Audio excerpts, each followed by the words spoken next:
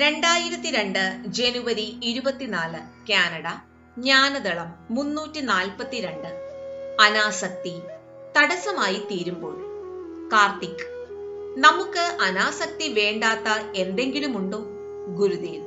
ഞാൻ ഈശ്വരനെ പ്രാപിക്കാനും സത്സംഗിനും ഉള്ള തീവ്രമായ ആഗ്രഹത്തിന്റെ അഗ്നിയെ അനാസക്തി കൊണ്ട് കെടുത്താതിരിക്കൂ. ജ്ഞാനം, സാധന, ഭക്തി, സേവനം എന്നിവയിലേക്ക് നിങ്ങളെ ചലിപ്പിക്കുന്ന ചെറിയൊരു അഗ്നി നിങ്ങളിൽ തന്നെയുണ്ട്. പക്ഷേ ആ അഗ്നി കെടുത്താൻ നിങ്ങൾ ജ്ഞാനത്തെ ഉപയോഗിക്കുന്നു. അനാസക്തരാണെന്ന് പറയപ്പെടുന്ന ആളുകൾ പലപ്പോഴും അരസികരും ഉത്സാഹമില്ലാത്തവരുമാണ്. പലപ്പോഴും സാരമില്ല, ദൈവം എല്ലായിടത്തുമുണ്ടല്ലോ, ഗുരുദേവ് എന്റെ ഹൃദയത്തിലുണ്ട്, എനിക്ക് എവിടെയിരുന്നും സത്സംഗം നടത്താം, എന്റെ സേവ, എന്റെ സാധന എല്ലാമുണ്ട്, അതുകൊണ്ട് ധ്യാനിക്കേണ്ട ആവശ്യമില്ല.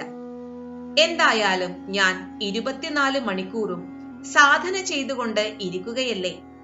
ദൈവേച്ഛയുണ്ടെങ്കിൽ അദ്ദേഹം എന്നെ സത്സംഗിനും അഡ്വാൻസ് കോഴ്സിനുമൊക്കെ ഇനിയും വിളിച്ചുകൊണ്ടു പോകുമെന്ന് ആളുകൾ പറയുന്നത് നിങ്ങൾ പലപ്പോഴും കേൾക്കാറുണ്ട്. ഒഴിവു കഴിവുകളെ അനാസക്തിയായി ന്യായീകരിക്കരുത്. നിങ്ങൾക്ക് സേവനം ചെയ്യാൻ തോന്നുമ്പോൾ മനസ്സു പറയും, എന്തൊക്കെയായാലും ഇതൊക്കെ മായയല്ലേ, എല്ലാം ഭ്രമകൽപ്പനയാണ്, എല്ലാം സംഭവിക്കുന്നു എന്നു മാത്രം, സമയമാകുമ്പോൾ എല്ലാം സംഭവിക്കും എന്ന് മനസ്സു പറയുന്നു.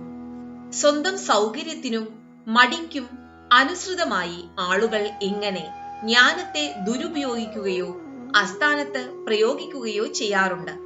നിങ്ങൾ ജ്ഞാനത്തെ ഉപയോഗിച്ചു കഴിയുമ്പോൾ ചിലപ്പോൾ പലതും നിങ്ങൾക്ക് നഷ്ടപ്പെടും. അനാസക്തിയുടെ പേരിൽ ഉള്ളിലെ ഉത്സാഹവും താല്പര്യവും നഷ്ടപ്പെടുത്താതിരിക്കൂ. ദൈവീകതയെ പ്രാപിക്കാനുള്ള തീവ്രമായ ആഗ്രഹവും സമൂഹത്തെ സേവിക്കാനുള്ള താല്പര്യവും സൂക്ഷിച്ചു വയ്ക്കൂ. ഈ അവസരങ്ങളിൽ അനാസക്തി തടസ്സമായി തീരുന്നു. ജയ് ഗുരുദേവ്.